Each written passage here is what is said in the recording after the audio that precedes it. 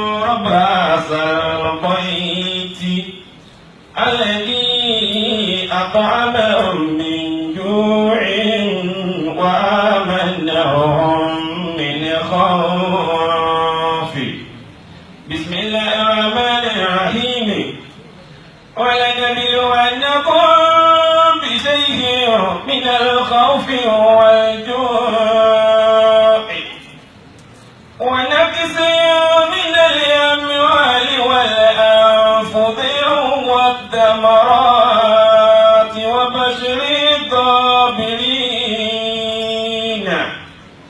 الذين إذا أصابتهم مصيبة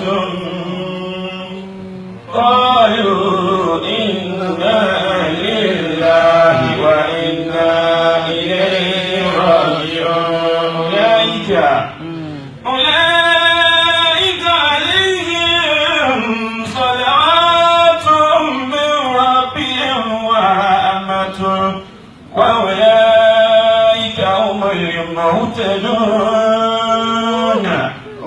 إنه من سليمان وإنه بسم الله الرحمن الرحيم. صدق الله مولانا العظيم.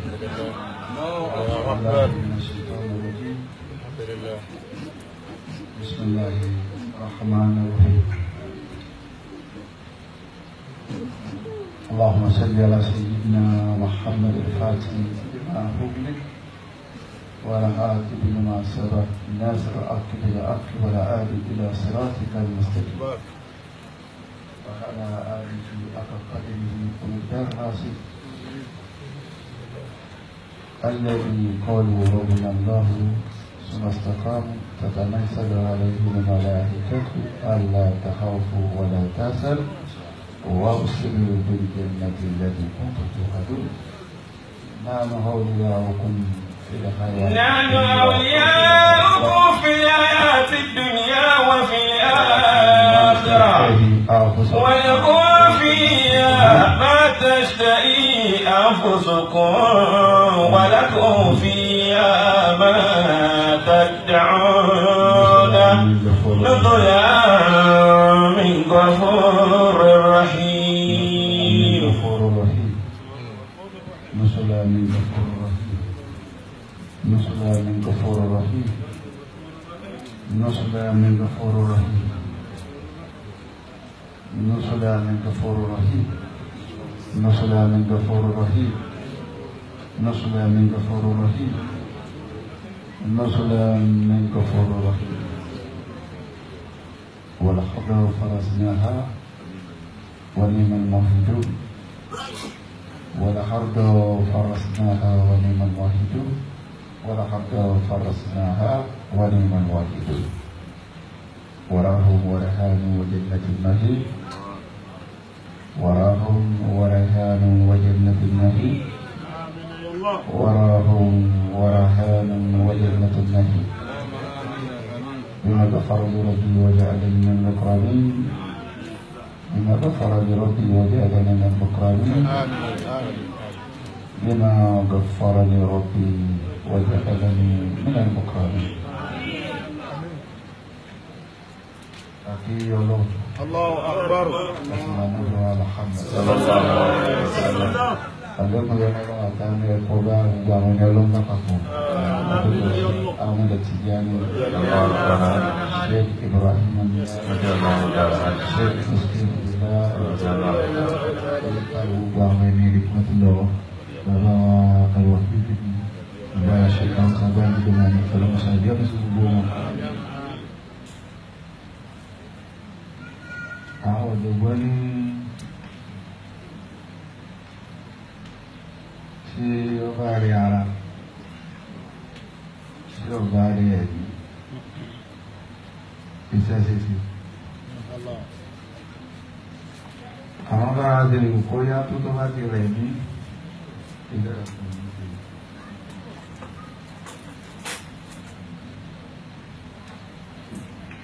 ọjọ́ ní ẹgbẹ̀rẹ̀ sọ ní jímọ̀ yìí pé ọlọ́run ti bí anábíà Muhammad sallallahu alaihi wasallam ọlọ́run ti gbé kalẹ̀ ní àríkọ́sí dáadáa lọ́wọ́ lára níbi gbogbo tí ọlọ́run ti fi kàn ní Muhammad sallallahu alaihi wasallam láti torí wa ní ìjà pé ó bá ti kàn wá kálí ní ọba ti máa sí ìgbìmọ̀ ànábì pé gbé ọdún iléyà lọ́mọ ẹ̀kú ọlọ́run ọ̀wá torí ẹ̀sọ́ pé kó fẹ́ sí ilé ọlọ́run ní kọjá mọ́ṣáláṣí kọ́ lọ́kùn sọ́lù ilẹ̀ ọ̀pẹ́ká láàrín ìgbéjà gbogbo tí bá bẹ̀dà láyé owó rẹ̀ gbèsè lọ́wọ́ wa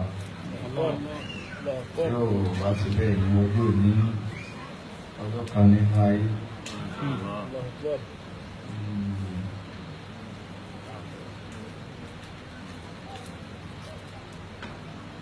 alfawa marufu Syekh Yahya Salafi Amirul Jais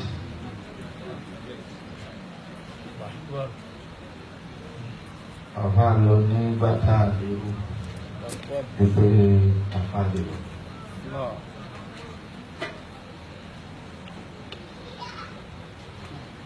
Òṣùpá tó kó níbẹ̀ lára yóò di jìnnà ní ìsọdà tó lè fa ẹsẹ̀.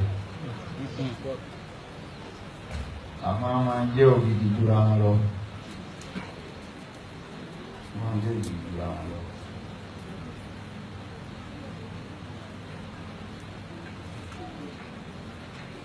Bíbọ ikú àfá ọwọ́ bá ní lókìdí.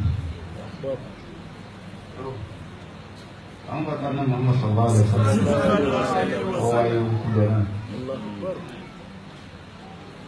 Ọ̀pọ̀lọpọ̀ àwọn ilé ọlọ́run àwọn ńláńláńláńlá ọba ṣẹ́fẹ́ àdọ̀mù ẹ̀gbọ́n àtàwọn wọ́n ti lọ.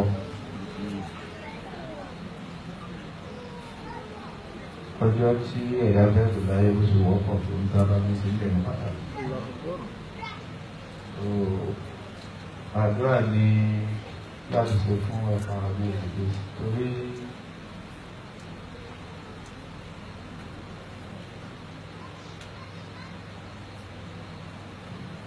ẹ̀ka ẹni tí o lè parẹ́ ní ẹ̀mí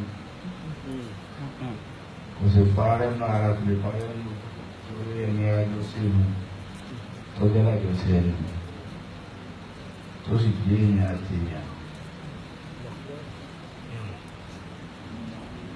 tọrọ wá bá rẹ̀ sí tọkà bó sọ̀rọ̀ bí ọ̀ṣọ́ kìyàn ọba ti gbá lọ́rọ̀ nípa ìlú òjú tí pààyàn àwọn tó bá gbọ́pọ̀ rẹ̀ mọ̀ wá ní ìgbà ló lè máa ti lápájá o ọ̀dọ́ ọkọ̀ lè fi sọ ìgbà àpárá púpẹ́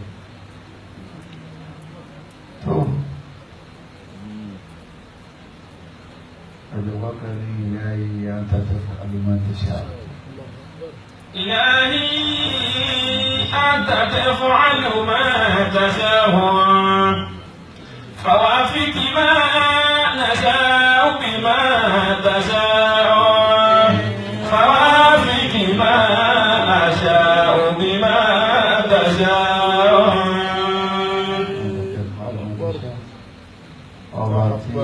Tọ́lá fẹ́ lọ tọ́lá yóò ṣe nàná àbí. Ó sọ nípa ẹgbẹ́sà ìpé sẹ́yìn náà ìkaramọ̀lá ọ̀dọ́ ọ̀rọ̀ jẹ́ àpẹẹrẹ tí a fi máa ń jẹ́ ẹgbẹ́rẹ̀ ọlọ́run àríbẹ̀rẹ̀ ọlọ́run ó lẹ́rin náà. Àkọ́kọ́ rẹ̀ ni how fún ní ẹ̀jẹ̀lẹ̀ kò báyọ̀ lọ tí ó sì tí ó lè ṣe. وحمل بالتاسي قوس سيساك ولا القرآن فالقرآن سيساك ورده بالقليل وبطل أمباسي ويونسي استعداد ليوم الرحيل هذا يعني استعداد يوم على مفهوم nítorí yóò dínà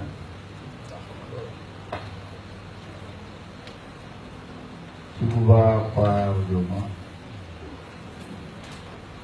tọ́pọ̀ onímọ̀ tọ́pọ̀ alágbára tó sì pàdé tó súnmọ́ lọ. ọ̀fẹ́ ni bá lè ta.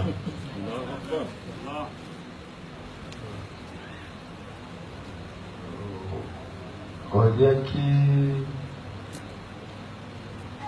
ó bá rí pé á kírun kájú àṣàtúntì rí ìka kan ọ̀gbọ̀dọ̀ bẹ́ẹ̀ dákẹ́dọ̀ wá lóhun drọ́pẹ̀sì fáàbùdọ̀ bákà àtàyà fẹ́kàlẹ̀ kí àṣẹ lọ. ó sì ní tó ikú kí ni náà ní kú. so èsì tí ò ní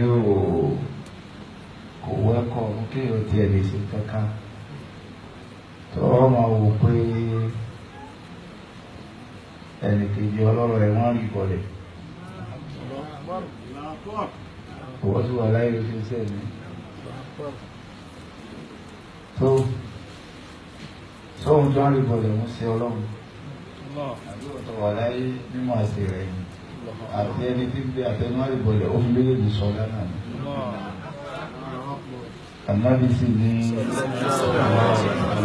ànábì tó bá ń lérí ìfowópamọ́ tó bá kú ohun àkọ́kọ́ tó fẹ́ sùn lù sáré.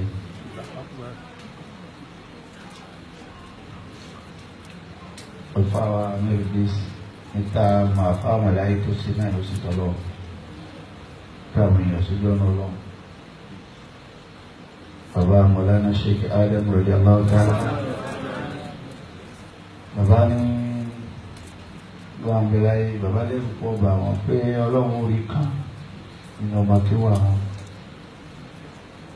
Yóò sì rí kan mẹ́rin tó bọ́ àti àwọn tó tó rẹ̀ sàmà. Ìyàgbé ti pé wọn sáà ní ọmọ kí wò ní pọ̀ tó bá wọn kọ́lọ́ mọ́yọ̀ kan tí ó sórí rẹ̀ mọ́ wọn. Ìyàmọ́ sì ní pọ̀ tó bá wọn kọ́lọ́ mọ́ rẹ̀ nìkan tí ó tó wò jẹ̀ náà láwọn náà dá. Ọlọ́run ó rẹ̀ nìkan tó gbọ́ wà sí afá. Torí ẹ̀ tó yí padà, torí ẹ̀ ó bá sí náà, torí ẹ̀ ó sì tọ́lọ́. Kò wọlé abẹ́ ọba àṣàmà fa. Wọ́n lára pé wọ́n ní kátìlá ń bí wa kátì dáadáa fún wọn. Wá wọlá ìfẹ́ tí àfáà ṣe ìyáyá abẹ́rẹ́ Jésù tó ní sínú ọ̀nà tó bí. Ọlọ́run mọ́sàbà tẹ́wọ́ gbà. Ọlọ́run bá tẹ́wọ́ gbà ó. Ọlọ́run mọ́sàbà tẹ́wọ́ gbà.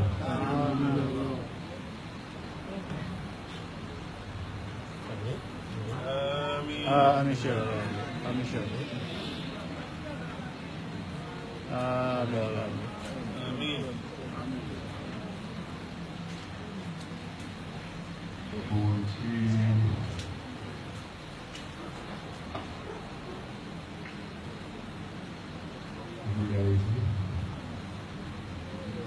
àwọn bàbá ní gbogbo ọjọ́ ìgbélé ayé ṣe. Ọlọ́run mọ́sá yẹ kí ó bá yọ ní ọlọ́run pàdé. Ọlọ́run mọ́sá tẹ́wọ́ gbà á lọ́wọ́ wọn. Ọlọ́run mọ́sá bá tẹ́wọ́ gbà á.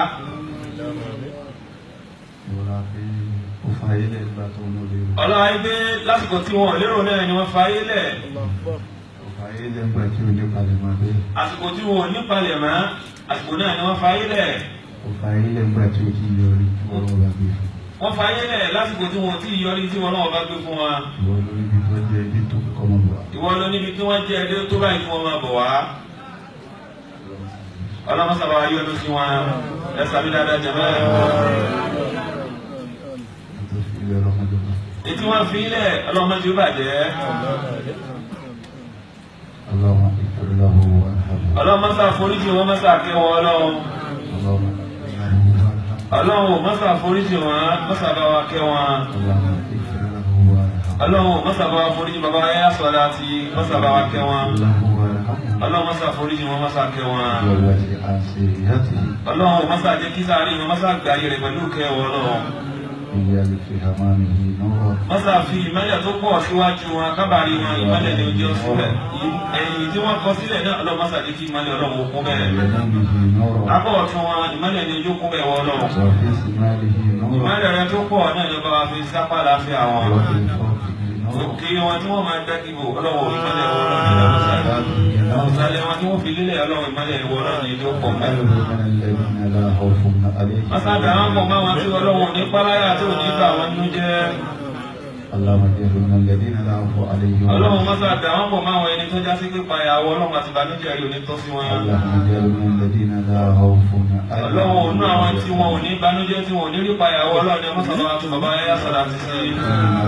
صدق عند مليك مقتدر Níbi ààyè tó ga jù nínú ààyè àwọn ẹni rẹ níwájú ọlọ́run ní Masada fi bá wọn sí. مقعد صدق عند مليك Àyè ìjókòó àwọn ẹni tó ga jù ní náà ní kọ́lọ́ Masada wa yọ lóṣù wọn. مقعد صدق عند مليك Lọ́dọ̀ ọba tọ́lọ́ láti máa sọ lábòtí wò ó, ọ̀dọ̀ ọlọ́run náà ni wọ́n dé sí ní ọlọ́mọ́sàbà fún sáyé tó dáa. يا الله Ọlọ́run o, يا عزيز ọba tó tóbi, يا غفار ọba tí foríjì ní.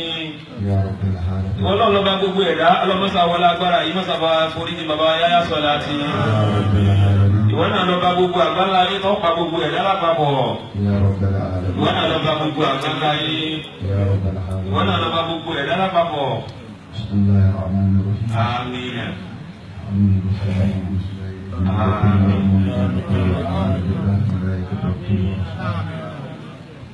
لا نفرق بين هذا من الأقوال السنين وهذون غفرانك ربنا وإليك المصير لا يكلف الله نفسا إلا وسعها لها ما قدرنا عليها مقتدر ربنا لا تؤاخذنا إن نسينا أو أخطأنا ولا تحمل علينا إصرا كما حملت على الذين من قبلنا ربنا ولا تحمل ما لا طاقة لنا به واعف عنا واغفر لنا وارحمنا أنت مولانا فانصرنا على القوم الكافرين فانصرنا على القوم الكافرين فانصرنا على القوم الكافرين فانصرنا على القوم الكافرين اللهم رسول الله والحق وكان الله يكون بذلك فيها الاسلام وكان السجادة بجارك كما فقد يوقد من شجرة مباركة